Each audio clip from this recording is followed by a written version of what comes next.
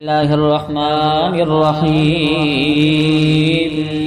مثل الذين حملوا التوراة ثم لم يحملوها كمثل الحمار يحمل أسفارا. اللہ کریم فرماتے ہیں کہ ان لوگوں کی مثال کہ جن کو حکم دیا گیا تورات کے اٹھانے کا، ثم لم يحملوها، پھر انہوں نے تورات کو نہیں اٹھایا، کمثل الحمار،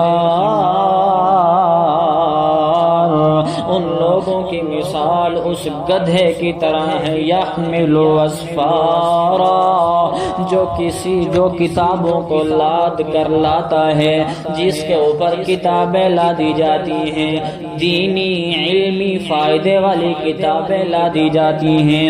اس کا مطلب یہ ہے، اس کی تشریح اور اس کی وضاحت یہ ہے کہ اللہ کریم نے یہودیوں کو حکم دیا تھا. یہ یہودی، یہ بنی اسرائیل، حضرت یعقوب علیہ السلام جو ایک نبی تھے، اللہ کریم کے پاک پیغمبر تھے، ان کا لقب تھا اسرائیل. تو یہ بنو اسرائیل انہی کی اولاد میں سے ہیں، اس لیے ان کو بنی اسرائیل کہا جاتا ہے. تو چونکہ اس زمانے کے اندر حضرت موسیٰ علیہ السلام بھی آئے، اس زمانے کے اندر حضرت عیسیٰ علیہ السلام بھی کائنات کے اندر تشریف لائے. تو چونکہ جو موسیٰ علیہ السلام جس قوم کی طرف نبی بن کر بھیجے گئے، نبی بنا کر کے بھیجے گئے، ان کو یہودی کہا جاتا ہے. تو حضرت موسیٰ علیہ السلام کو جو کتاب دی گئی، اس کتاب کا نام کیا تھا؟ تورات ان کو دی گئی. تو ان یہودیوں کو یہ حکم دیا گیا کہ تورات کے اندر جو احکام ہیں، تورات کے اندر جو باتیں اللہ نے بتائی ہیں، ان کے اوپر عمل کرو. تورات کے اندر جو اللہ نے اچھے اخلاق اپنانے کا کہا ہے، وہ اچھے اخلاق اپناؤ. تورات کے اندر جو اللہ نے عقائد کی باتیں سکھائی ہیں، وہ اپنا عقیدہ بناؤ. لیکن ان لوگوں نے تورات کے احکام پر عمل نہیں کیا. شروع کے اندر تو تورات کے علماء بھی بنے، اس پر عمل بھی کرتے تھے، لیکن بعد میں جو ہے تورات پر عمل کرنا چھوڑ دیا، عمل کرنا چھوڑ دیا، اور لوگوں کو بھی اس پر عمل کرنے سے روک دیا. صرف عمل کرنا چھوڑا نہیں، بلکہ عمل بھی چھوڑ دیا، اور کتاب کے اندر بھی رد و بدل کر دیا، تبدیل کر دیا. کیا کر دیا؟ تبدیل کر دیا. جب انہوں نے اس طرح کا معاملہ کیا تو اللہ کریم فرماتے ہیں کہ ان کی مثال اس گدھے کی طرح ہے کہ جس کے اوپر دینی علمی فائدے والی کتابیں لاد دی جائیں تو اس کو پتہ نہیں ہوتا کہ میرے اوپر کیا ہے، کس چیز کا بوجھ ہے. نہ تو وہ پڑھنا جانتا ہے، نہ وہ ان کو دیکھتا ہے. تو جیسے گدھے کے اوپر کتابیں لاد دی جائیں تو وہ صرف لادے ہوئے ہونے کی حالت میں گدھے کو کوئی فائدہ نہیں پہنچتا. اسی طرح ان کے پاس صرف کتاب ہونے سے ان کو کوئی فائدہ نہیں پہنچ رہا جب تک کہ اس پر عمل نہ شروع کر دیں. فائدہ کس صورت میں پہنچے گا؟ جب وہ اس پر عمل کریں گے تب ان کو فائدہ پہنچے گا. بئس مثل القوم الذین کذبوا بآیات اللہ.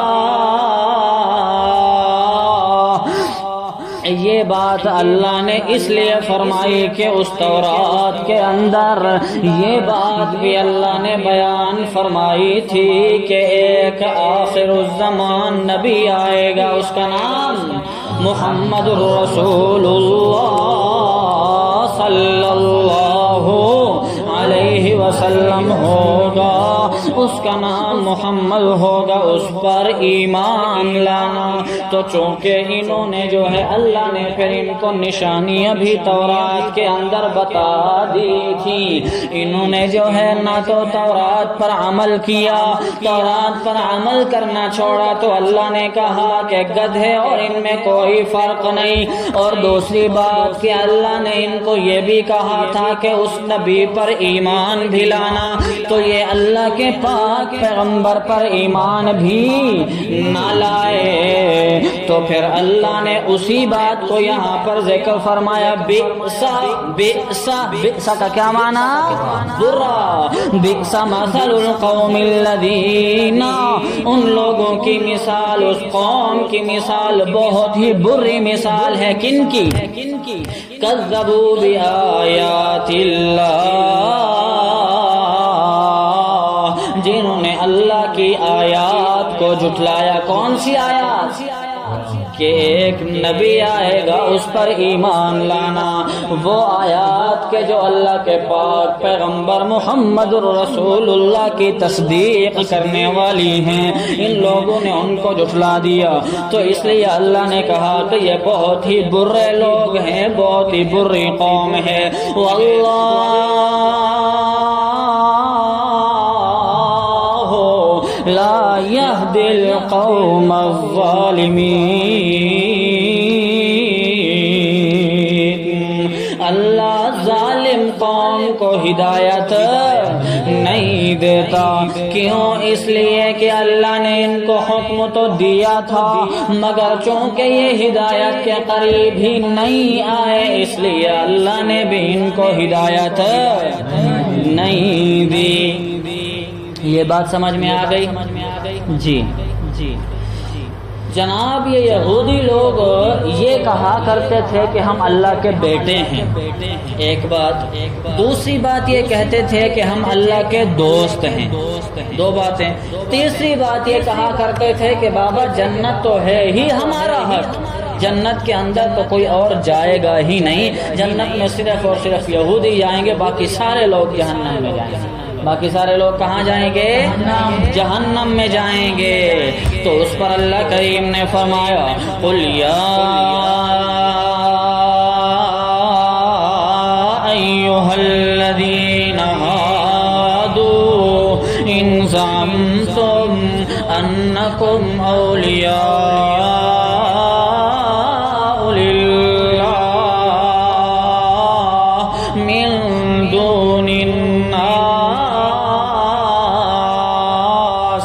اللہ کریم فرماتے ہو میرے پاک پیغمبر، آپ فرما دیجئے او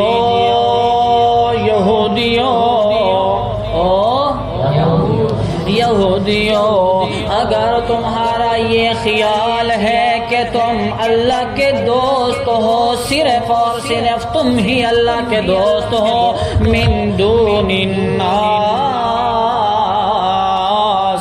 باقی پوری کی پوری کائنات اللہ کی دوست نہیں، باقی سارے لوگوں کو چھوڑ کر صرف اور صرف تم ہی اللہ کے دوست ہو، تو فتمنوا الموت، تو تم موت کی تمنا کرو نا، یعنی تم ادھر موت کی تمنا کرو جب تم ہو ہی اللہ کے بیٹے، جب تم ہو ہی اللہ کے دوست، جب جنت ہے ہی صرف تمہارا حق، تو پھر دنیا کی تکلیفیں برداشت کرنے کا کیا فائدہ؟ ادھر مر جاؤ، سیدھا ڈائریکٹ جنت کے اندر عیش و آرام کے ساتھ زندگی گزارتے جاؤ۔ فتمنوا الموت، تو تم کرو نہ ذرا موت کی تمنا۔ یہاں پر اللہ کریم نے چیلنج کیا ہے کہ تم ذرا موت کی تمنا تو کر کے دکھاؤ، ان کنتم صادقین، اگر تم اپنی اس بات کے اندر سچے ہو تو۔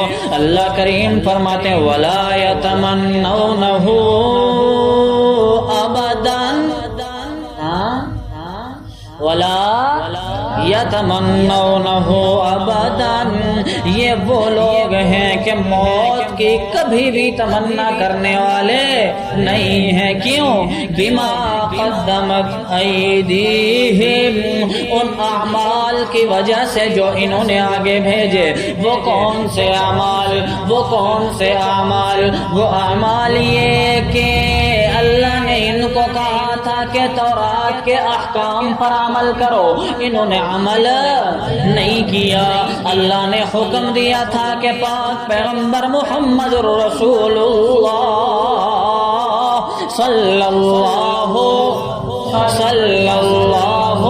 علیہ وسلم پر ایمان لانا، لیکن یہ لوگ ایمان نہیں لائے۔ تو اسی وجہ سے ان کو پتہ ہے کہ یہ لوگ ان کے اعمال کیا ہیں، اس لیے یہ موت کی کبھی بھی تمنا کرنے والے نہیں ہیں۔ تو اللہ کریم نے بھی پھر اعلان فرما دیا، واللہ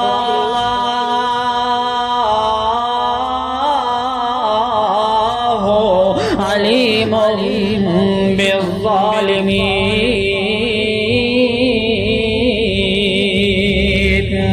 اللہ ظالمین کو جانتا ہے، اللہ ظالمین کو جانتا ہے۔ یہ لوگ کبھی بھی موت کی تمنا کرنے والے نہیں ہیں۔ اللہ کریم فرماتے ہیں وَلَتَجِدَنَّهُمْ أَحْرَصَ النَّاسِ عَلَى حَيَاةٍ، سب سے زیادہ کائنات کے اندر جو یہ چاہتے ہیں کہ ہم کبھی بھی نہ مریں، یہ یہودی لوگ ہیں۔ کون ہیں؟ یہودی لوگ ہیں۔ جی اللہ کریم فرماتے ہیں قل ان الموت الذی تفرون منہ، اے میرے پاک پیغمبر آپ فرما دیجئے کہ بے شک وہ موت تفرون، جس موت سے تم بھاگتے ہو، ڈرتے ہو، پیچھے ہٹتے ہو کہ ہمیں موت نہ آ جائے، اللہ کریم فرماتے ہیں فَإِنَّهُ فَإِنَّهُ مُلَاقِيكُمْ، وہ موت تمہیں آ کر ہی رہے گی۔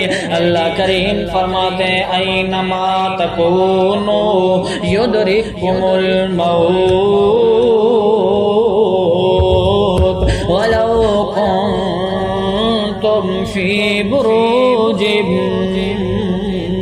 مشیدہ، اگرچہ تم مضبوط ترین محلات کے اندر ہی اپنے آپ کو بند ہی کیوں نہ کر دو، پھر بھی موت آ کر ہی رہے گی، پھر ہی موت آ کر ہی رہے گی۔ جناب جی موت سے کس کو رستگاری ہے؟ آج اس کی تو کل ہماری باری ہے۔ اللہ کریم فرماتے ہیں کہ موت سے جتنا بھی بھاگو گے، چاہے 1000 سال بھی زندگی کیوں نہ گزار دو، چاہے 1000 سال بھی زندگی جینے کی آرزو میں کیوں نہ کرتے رہو، پھر بھی تمہیں موت آ کر ہی رہے گی۔ پھر ثم تردون الی عالم الغیب والشہادہ، پھر تمہیں لوٹایا جائے گا، پھر تمہیں لوٹایا جائے گا الی عالم الغیب والشہادہ، پھر تمہیں لوٹایا جائے گا اس اللہ کی طرف کہ جو پوشیدہ چیزوں کو بھی جانتا ہے، جو ظاہری چیزوں کو بھی جانتا ہے۔ کوئی بھی شخص کائنات کے اندر یہ نہ کہتا پھرے کہ میرے اعمال کا جناب جی کسے پتا۔ اللہ کریم فرماتے ہیں نہیں، پھر تمہیں لوٹایا جائے گا اس ذات کی طرف کہ جو پوشیدہ چیزوں کو بھی جانتا ہے اور ظاہری چیزوں کو بھی جانتا ہے۔ فَيُنَبِّئُكُم بِمَا كُنتُمْ تَعْمَلُونَ، خبر دے گا تمام کے تمام اعمال کی جو تم دنیا کے اندر کائنات کے اندر کیا کرتے تھے. ایک ایک پائی کا حساب اللہ کریم دے دے گا.